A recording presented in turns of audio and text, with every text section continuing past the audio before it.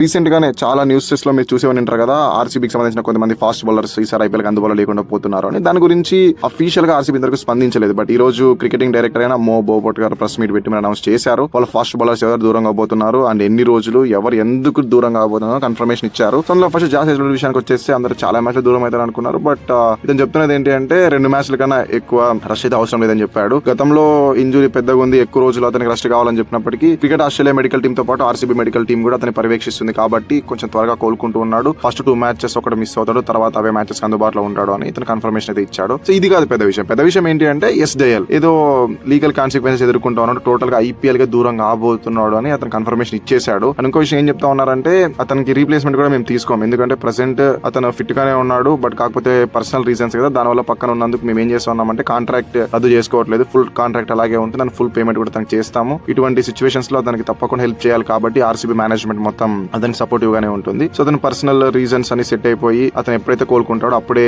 మేము అతని back into the matches తీసుకుంటాం తప్ప అతని కాదని మేమేమి ఇబ్బంది పెట్టామని చెప్తూ ఉన్నారు. అండ్ ఇంకొక